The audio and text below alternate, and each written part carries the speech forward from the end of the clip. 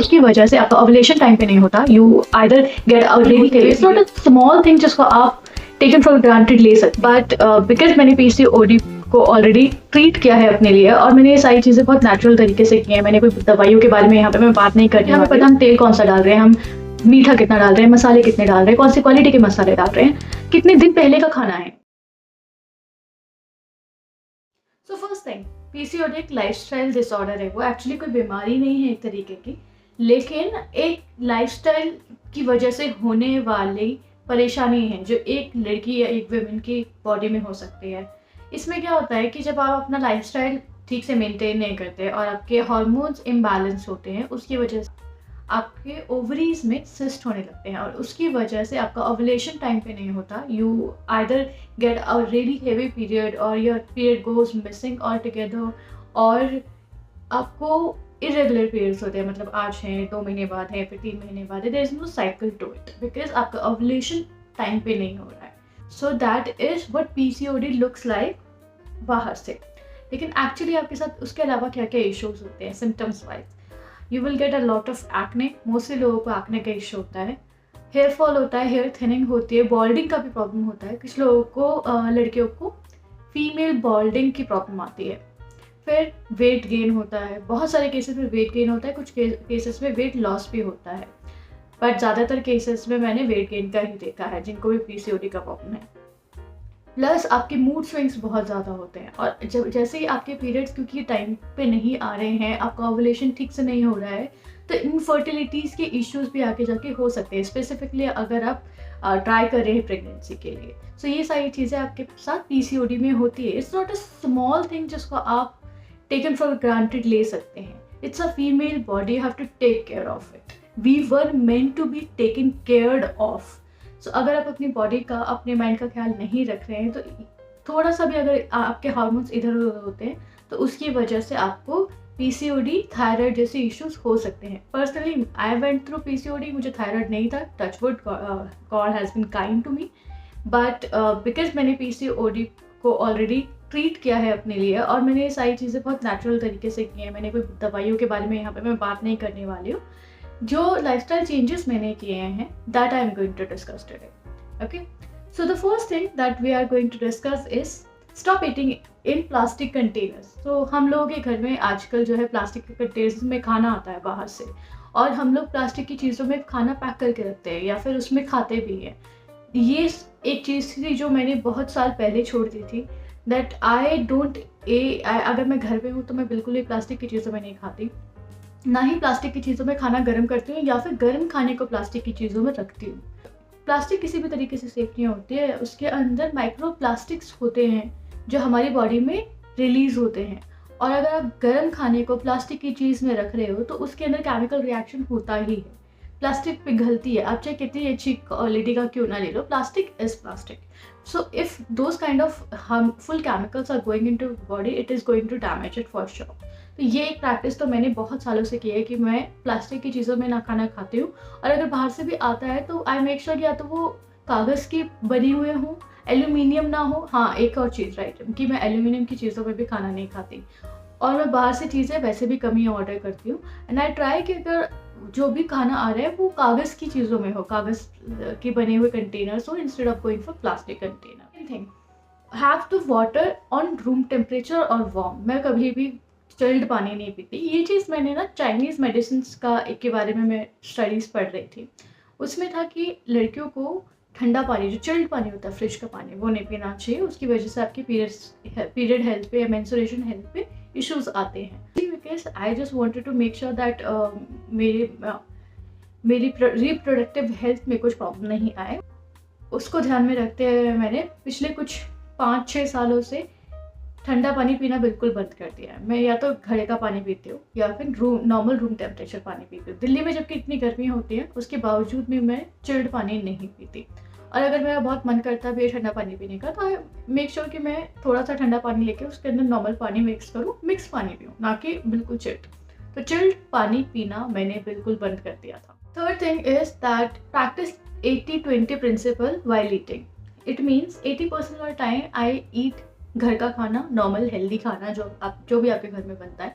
अब मैं ये नहीं कह सकती कि घर का खाना सारा ही हेल्दी होता है, हम लोग बहुत सारी तली हुई चीज़ें खाते हैं, लेकिन फिर भी बाहर के खाने से फिर भी बहुत बहुत अच्छा होता है हमारे घर का खाना, क्योंकि हमें पता है हम तेल कौन सा डाल रहे हैं, हम मीठा कितना डाल रहे हैं, मसाले कितने डाल रहे हैं, कौन सी क्वालिटी के मसाले डाल रहे हैं, कितने दिन पहले का खाना है, या हमने आज सुबह बनाया था या शाम को बनाया था या कल बनाया था, ये सारी चीज़ें हमें पता होती हैं। मैं बहुत ज़्यादा बासी खाना नहीं खाती, मैं ट्राई करती हूँ कि मैं अपने खाने में जितना हो सके सैलड खाऊं, या फिर बहुत ज़्यादा तेल वाला खाना ना खाऊं, तला हुआ खाना ना खाऊं, चॉकलेट और ये बिस्किट्स वगैरह जितना हो सके कम खाऊं।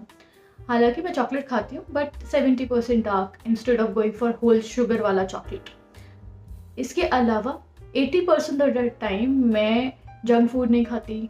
मैं वो जो आपके कोका कोलाज वगैरह होते हैं, कोल्ड ड्रिंक्स, मैं नहीं पीती। मुझे याद भी नहीं है कि मैंने कोल्ड ड्रिंक कब पिया था last, I have no idea.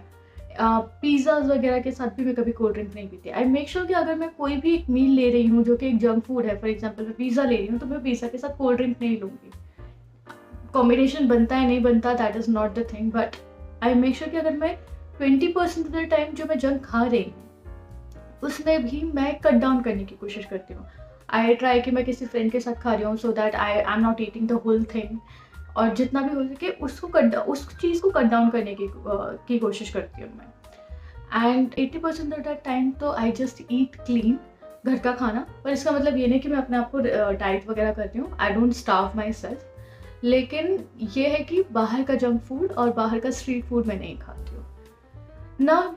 Rest 20% of the time कैसे होता है कि मैं अपने आप को रोक भी नहीं रही हूँ। सो अगर घर में कुछ ऐसा खाना आ रहा है, बाहर से लोग ऑर्डर कर रहे हैं, घर वाले ऑर्डर कर रहे हैं, या गेस्ट आ गए हैं और आपको आपके घर पे कुछ समोसे या कुछ भी आ रहा है, पाव भाजी वगैरह जो भी आपकी बन रही है घर पे, ऐसा कुछ हो रहा है, तो मैं अपने आप को रोकती नहीं हूँ। मैं खाती हूँ, मैं मॉडरेशन में खाती हूँ, लेकिन आई ईट थोड़ा कम खाऊंगी, लेकिन मैं खाऊंगी, क्योंकि मैं अपने मन को नहीं मारती हूँ। अगर आप मन को मारते हो ना, तो वो आपकी बॉडी पे कहीं ना कहीं स्ट्रेस आता है। Point is that stop taking too much stress.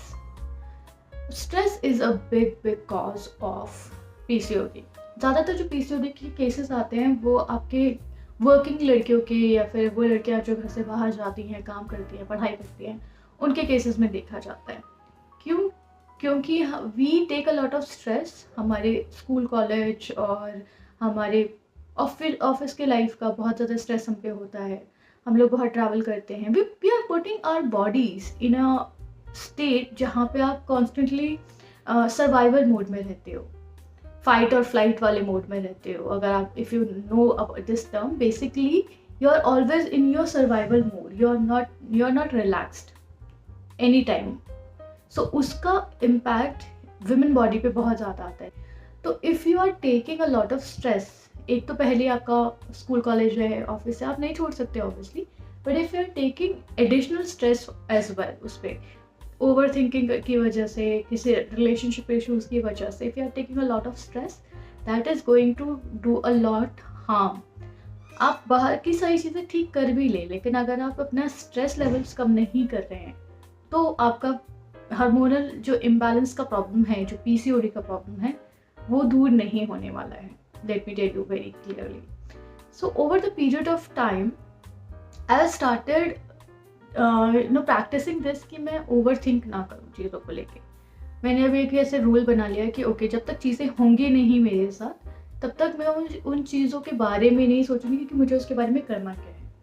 For example, हम चीज़ों के बारे में पहले से ही सोचने लगते हैं कि अच्छा ऐसा हुआ तो मैं ऐसा करूँगी, वैसा हुआ तो मैं वैसा करूँगी। या फिर अगर कोई चीज़ हो जाती है जहाँ पे आप ठीक से रिएक्ट नहीं कर पाए, तो आप बाद में उस रिएक्शन के बारे में सोच रहे होते हैं, आप अपने दिमाग में कन्वर्सेशन चला रहे होते हैं, बहुत सारी चीज़ें आप कर रहे होते हैं। But if you are doing it and it is causing you stress, then it's not worth it.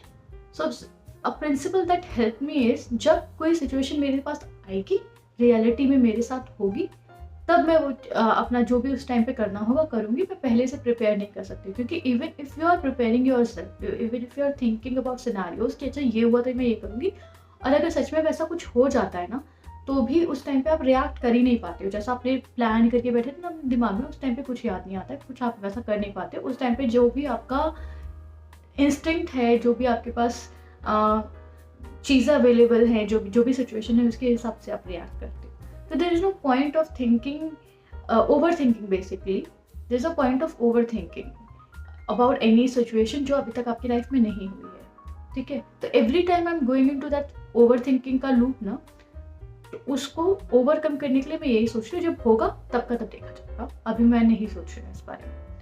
तो बाय दिस मेरा स्ट्रेस काफ़ी कम हो गया है। I just don't try to control everything. This ये जो हमारा नीड है ना टू कंट्रोल एवरीथिंग, कि हर चीज़ हमारे हिसाब से हो, हर चीज़ परफेक्ट हो। Being girls we want everything to be perfect somehow, जो कि कभी होता नहीं है। पर ये जितनी जल्दी आप समझ ले उतना बेहतर है, कि कुछ भी चीज़ें कभी भी 100% परफेक्ट नहीं होंगी। आपके हिसाब से चीज़ें नहीं जाएंगी, और अगर आपके हिसाब से चीज़ें नहीं जा रही हैं, कुछ गड़बड़ जा रही है, तो उसको हैंडल करना आपको आना चाहिए। लेकिन उसके लिए आप पूरी तरीके से अपने आप को किसी बुक पढ़ के या फिर 50 दिमाग में सिनेरियोज बना के अपने आप को प्रिपेयर नहीं कर सकते। वो प्रिपरेशन कैसे होती है, जब आप चीज़ें हैंडल करते हो रियल लाइफ में। अगर आपकी लाइफ में कोई ऐसे इश्यूज आएंगे जहाँ पे आपको चीज़ें हैंडल करनी पड़ेंगी, आप या तो अच्छे से हैंडल करोगे, बुरी तरीके से हैंडल करोगे। अच्छे से हैंडल किया तो अच्छा है, बुरी तरीके से हैंडल किया तो वही चीज़ लेसन बन जाएगी, अगली बार ठीक से हैंडल कर लोगे। तो लाइफ में एक्सपीरियंस से ही आपको चीज़ें हैंडल करना है, आप कोई भी और तरीके से हैंडल करना सीख नहीं सकते। You can avoid it. So major cause जो है हमारे ह्यूमन बॉडी के इश्यूज का, that is stress that we take up on ourselves.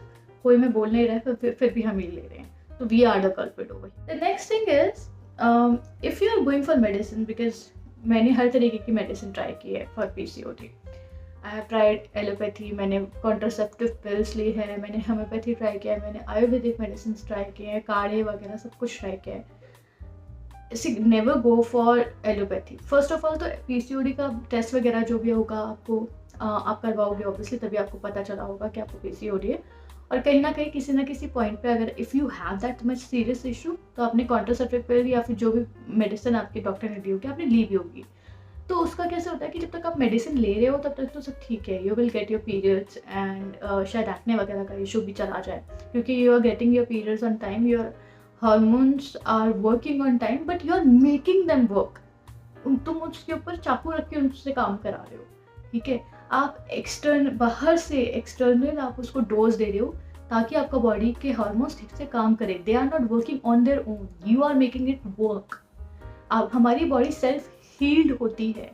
अगर आप चीज़ों को छोड़ दोगे, उसको ठीक से अपने आप काम करने दोगे, इट विल हील इटसेल्फ। लेकिन हमें इस हील करने के लिए एनवायरनमेंट देना होता है, सिर्फ एनवायरनमेंट देना होता है, एक्सटर्नली कुछ नहीं देना होता अदर देन ऑब्वियसली फूड, जो कि हमारी नेसेसिटी है, food and water and some sunlight.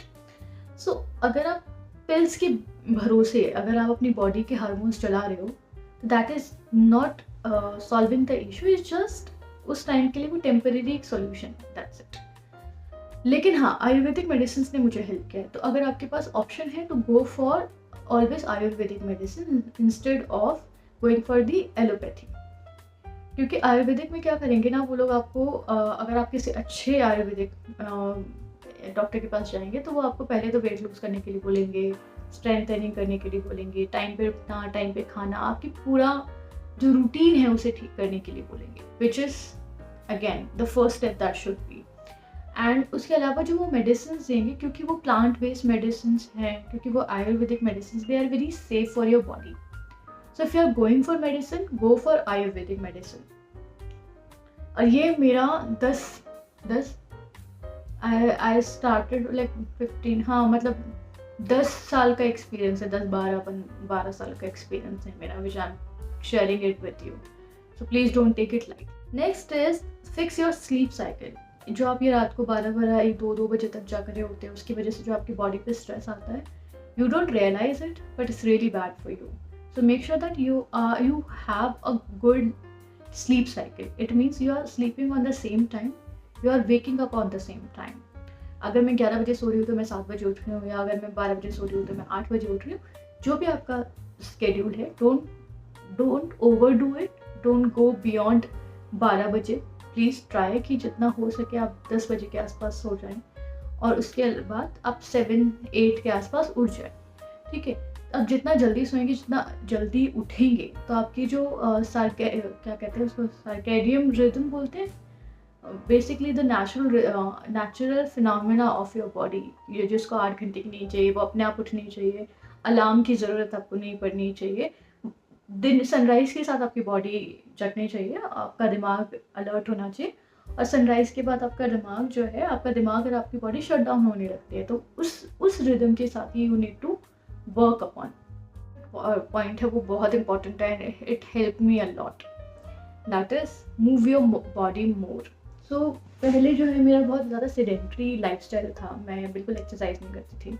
Exercise तो खैर क्या, मैं स्टेप्स भी पूरे नहीं कर पाती थी अपने, मैं सिर्फ बैठी रहती थी, अपना जो भी अपना ऑफिस का काम हुआ काम किया। उसके अलावा I don't use to walk a lot, मतलब लंच के बाद वॉक कर लिया उतना हो गया, लेकिन I didn't use to move my body very well, कि आपके 10,000 स्टेप हो गए, 6,000 स्टेप हो गए, 8,000 स्टेप हो गए, वैसा मैं नहीं करती थी। Plus I didn't use to exercise at all. But जब लॉकडाउन लगा, तो लॉकडाउन के टाइम पे मेरे को, क्योंकि वक्त मिल जाता है आपको कहीं ना कहीं, आप घर से काम कर रहे हो तो you have enough time in your hand, उसका मैंने फ़ायदा उठाया और मैंने अपनी बॉडी को ये आदत डाली कि मैं सुबह एक्सरसाइज करती हूँ। मैं जिम पूरे साल में शायद 1-2 महीना 3 महीना जिम जाती हूँ, but I make sure that I exercise every day. और मेरा एक्सरसाइज क्या है, बहुत ज़्यादा डिफ़िकल्ट एक्सरसाइजेस नहीं होते मेरे, मैं बहुत ही सिंपल एक्सरसाइजेस करती हूँ। I stretch my body a lot, I do yoga, I just do some home workouts, body weight workouts कर लेती हूँ। मैं कोशिश करती हूँ कि मैं जिम जाऊँ, I like going to gym, ऐसा नहीं है कि मुझे जिम में की कोई परेशानी, इनफैक्ट मुझे वेट लिफ्टिंग पसंद है, आई लाइक इट, लेकिन जिम तक जाने में मुझे बहुत आलस आता है, I am very lazy that way. So ये एक इशू है मेरे साथ, इस वजह से मैं जिम नहीं आती हूँ। आई लाइक टू एक्सरसाइज, लेकिन जब मैं जिम नहीं भी जा रही हूँ तो भी every day I make sure that I exercise at least 20 minutes every day, I do exercise. अब उसमें एक्सरसाइज में आप चाहे स्ट्रेचिंग ही काउंट कर लो, most of the time I am doing stretching and yoga, और मैं बहुत ही कम वर्कआउट्स कर रही होती हूँ वैसे तो, अगर मैं घर पे हूँ तो, लेकिन I do exercise. And from some point of time, अभी कितना कुछ 3-4 महीनों से आई मेक श्योर कि मेरे स्टेप काउंट्स मिनिमम 6,000 to 8,000 मेरा होना ही चाहिए, मिनिमम 6,000, उसके अलावा जितना हो जाए उतना बेहतर। 10,000 तक नहीं कर पाती हूँ मैं, लेकिन minimum 6,000 steps is something that I do every day without fail. Next is that focus on self improvement, focus on your self. We are not taking care of our self emotionally, mentally, physically. So physically, emotionally, mentally आपको अपने ऊपर काम करने की ज़रूरत है, not because you have to show it to someone, but because you have to feel good about your self. I will never ask any one and I will never promote this idea कि आप किसी और को दिखाने के लिए या किसी के लिए भी कुछ करें। Don't do that, always focus on your self, for your self. Make sure that you look good because you want to look good, because you want to feel good, not because आपको किसी को भी दिखाना है। There is nobody out there worth it. But if you are focusing on yourself, if you are glowing inside out, if you are feeling good about yourself, people notice by default. That happens. Just focus on yourself. Make sure that you are healthy, that you are treating yourself really well.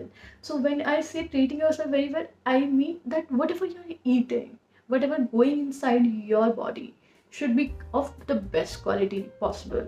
इसका मतलब ये नहीं तुम avocado खाना शुरू कर दो और बहुत महंगी महंगी चीज़ें खाना शुरू कर दो, नो।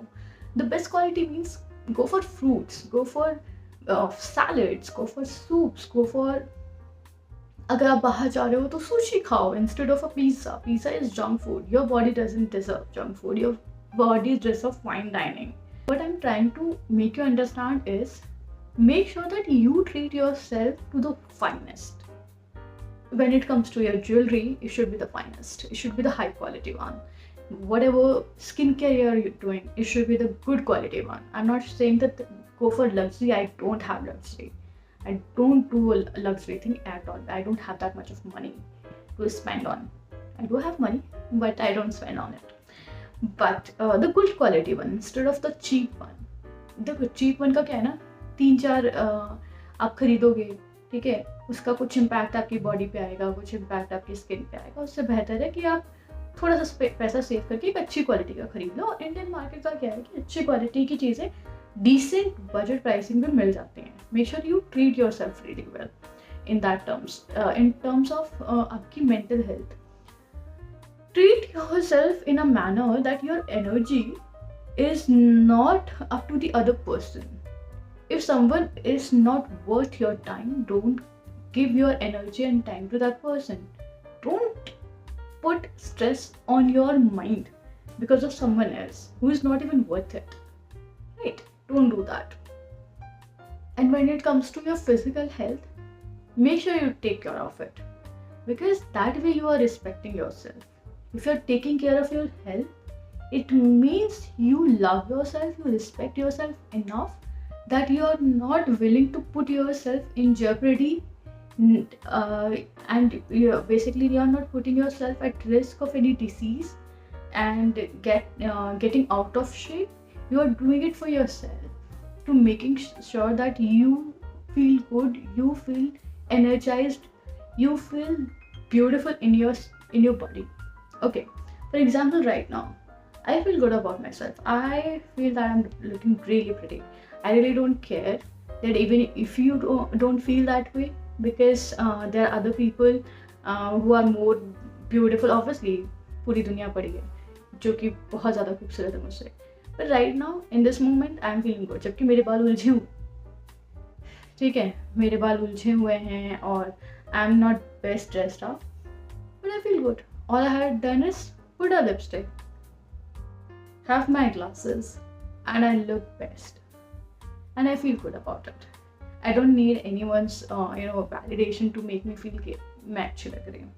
और अगर कोई मुझे कॉम्प्लीमेंट करता भी है ना इस टाइम पे कि that you are looking really good, I do feel yes I do, I look good, but ऐसा नहीं होता कि I'm jumping around because of that compliment. I don't, because I know I look good. और ये किसी snobbish way में नहीं बोल रही हूँ मैं. I'm saying because not content with myself on a really good level. I think एक या दो कोई इंसान होंगे जिनकी ओपिनियन मेरे लिए बहुत मैटर करती होगी, बाकी किसी की ओपिनियन मैटर नहीं करती. ठीक है. Save your energy, protect yourself from all this external chaos. When you learn this, when you start putting work in yourself, you will come out of PCOD. So that's it. ये सारी चीज़ें थी जो मैंने आपके साथ शेयर की, जो मेरी रियल लाइफ लर्निंग्स हैं, जो मैंने अपने साथ करके सीखा है, वही मैंने आपको बताया है. देयर इज नो पढ़ाया ज्ञान इसमें. हालांकि ये सारी चीज़ें भी मैंने कहीं ना कहीं से पढ़ी होंगी, कहीं ना कहीं से सुनी होगी, फिर इम्प्लीमेंट किया होगा. कुछ चीज़ें वर्क किए हैं, कुछ चीज़ें वर्क नहीं की हैं. जो चीज़ें मेरे लिए वर्क की मैंने वही आपको बताई हैं. So try to do that. Try to work upon yourself and don't overthink and take stress. फालतू में बहुत ज़्यादा सोचने की ज़रूरत नहीं है. Just a lifestyle thing that you have to make sure कि वो that you come out of it. हालांकि मुझे पता है कि इतने सालों तक मैंने इस चीज़ से डील किया, तो मुझे भी उस चीज़ का स्ट्रेस बहुत ज़्यादा होता था. Specifically when I used to miss my periods, मेरे दिमाग में से उसके अलावा कुछ और चीज़ चलता ही नहीं था. But now I am in a good space. I'm very healthy in terms of my reproductive health and overall as well. So it's all good now. Like such honest conversation, honest reviews, please like, share and subscribe to my channel. Bye.